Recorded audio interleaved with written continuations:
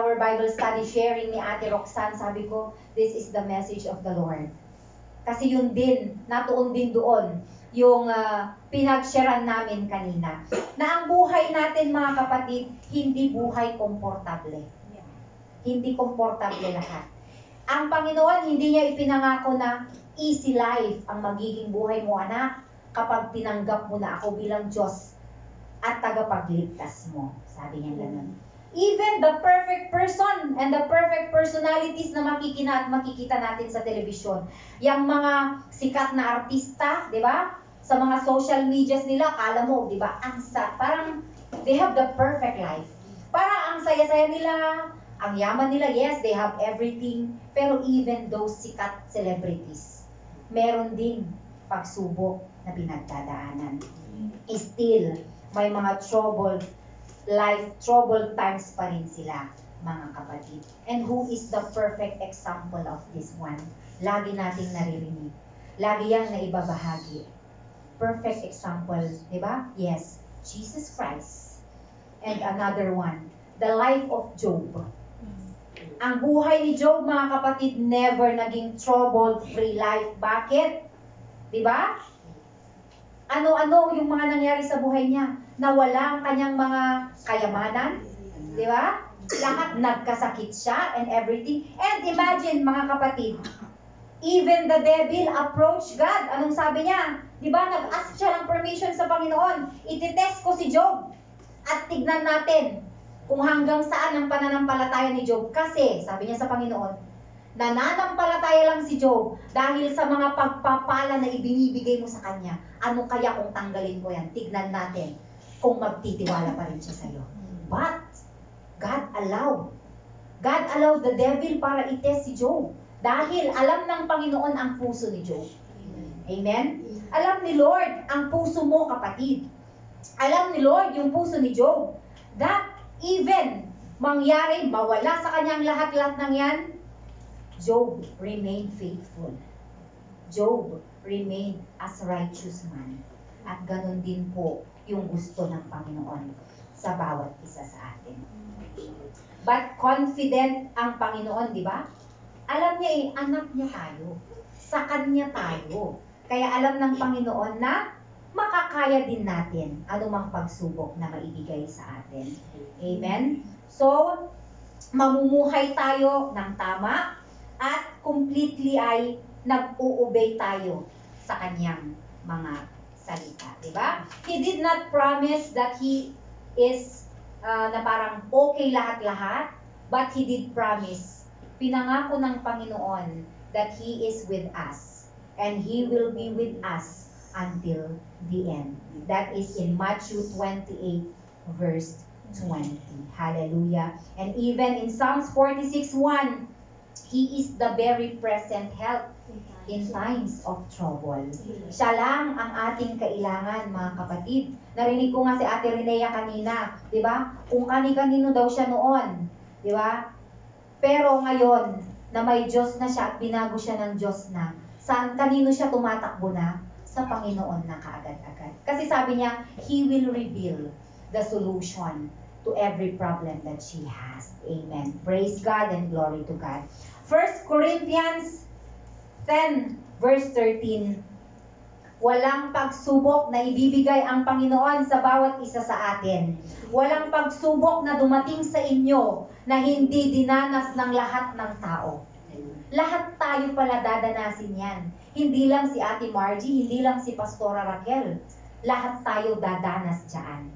Pero sabi niya, tapat ang Diyos at hindi niya ipahihintulot na kayo'y subukin ng higit sa inyong makakaya.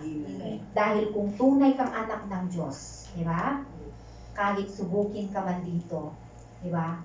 Makakaya mo at magtitiwala ka sa Panginoon. Amen. So first one is, yun nga, di ba? Alalahanin natin na tayo ay we were enlightened already and we suffered.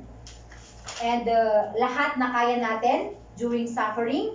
And next one po, in the second objectives, mga kapatid, live as God's people. Those who claim Christ as their Lord and Savior, how are we to live? Paano nga ba mabuhay yung mga sinasabing, this is my Lord? Kasi sabi nila, may dalawa daw na uri ng tao.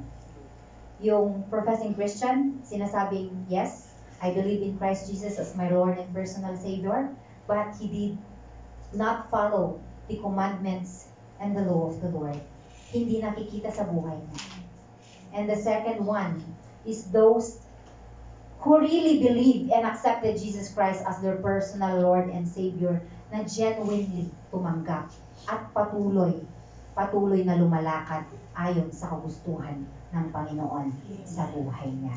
Yes, we have to live by true repentance and by saving faith in the Lord Jesus Christ, and who obey the Scriptures by the power of the Holy Spirit. So paano mabuhay ang mga anak ng Panginoon?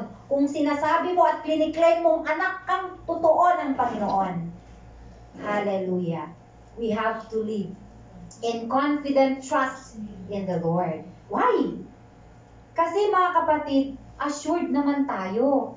Certain tayo na meron na tayong relasyon sa Panginoon. Diba? Sinabi nga niya doon na kung nanampalataya ka, tinanggap mo ako, I gave you the right to become my children.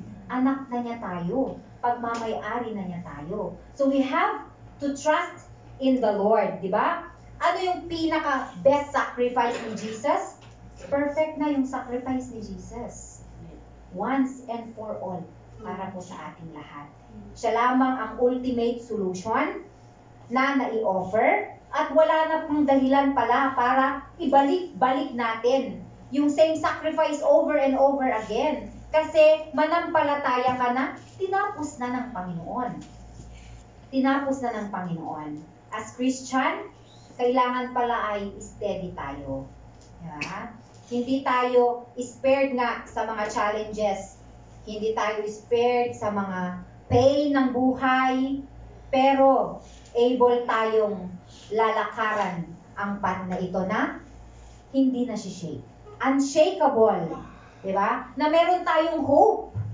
Na meron tayong pagtitiwala na mabuti ang Diyos na pinaglilingkuran natin. Na merciful ang Diyos na pinaglilingkuran natin. Matthew 16:24, anong sabi niya dyan? Then Jesus told His disciples, if anyone would come after me, let him deny himself and take up his cross and follow me.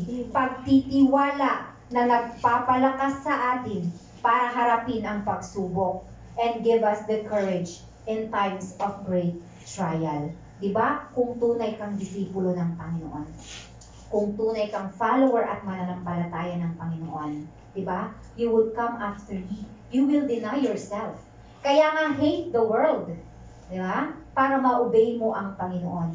Deny yourself kasi nga, diba, kung maalala natin, yung 4SL na laging sinasabi ng mga nagtuturo sa atin, ano yung gusto mong mag-represent na ng buhay mo? Kung noon ang nagre-represent sa buhay natin, self-directed, kasi ikaw ang nasusunod, kasi ikaw yung nakaupo sa trono ng buhay mo, diba? Definitely, since we are child of God, amen mga kapatid, dapat lamang na Christ-directed na. Kaya nga i-deny natin yung sarili natin. Kasi hahayaan mo at pahihintulutan mo ang Diyos na siyang uupo na sa sentro ng buhay mo. Amen. So, hallelujah. In Psalms 112:7, sabi niya dyan, He is not afraid of bad news. His heart is firm, trusting in the Lord. Hallelujah. Yes, di ba? Yung kanina, nawala man ang lahat. Even kay Job, mawala man ang lahat, di ba? Hindi siya afraid, hindi siya natakot. Bakit? Nandun yung pagtitiwala niya. Kaya mga kapatid, anumang bad news na yan na nakukuha o natatanggap natin sa araw-araw ng ating mga buhay, patuloy kang magtiwala sa Panginoon. Patuloy kang magtiwala sa Panginoon. Why?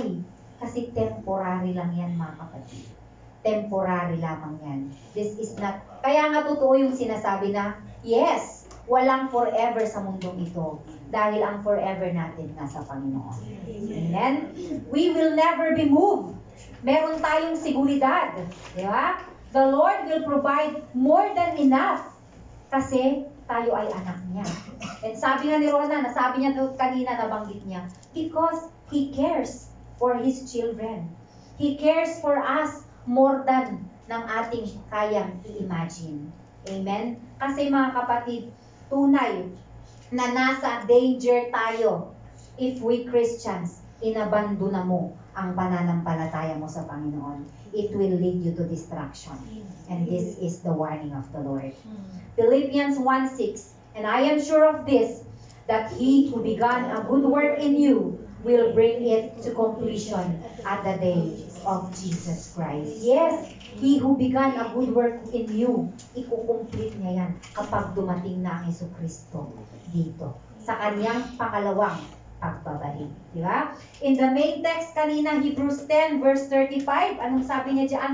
Kaya't huwag kayong mawawala ng pananampalataya sa Diyos, sapagkat dakila ang naghihintay na gantimpala para sa inyo. Are you willing to endure para ma-receive mo yung gantimpala na yan na nais na ibigay ng Panginoon para sa inyong kapatid? Amen. Kaya huwag tayong mawalan ng pananampalataya. This is the possession that no one can ever take from us. At ganun din po sa atin. Ganyan yung hope nila before. At ganun din yung magiging hope natin, mga kapatid. That no one can ever take it away from us. And when all you owned was taken away from you, di ba? Sabi doon sa salita niya in verse 34 kanina, you accepted it with joy. Meron pa ring joy. Masaya pa rin tayo. Because you knew na merong mas better things waiting for you na maglalast forever, sabi niya doon. At ito po, yung lagi nating panghahawakan, at ito yung lagi nating magiging motivation para magpatuloy tayo hanggang sa muling pagbabalik ng Panginoon. So first one, paano mabuhay ang anak ng Panginoon? We have to live in confident trust in the Lord.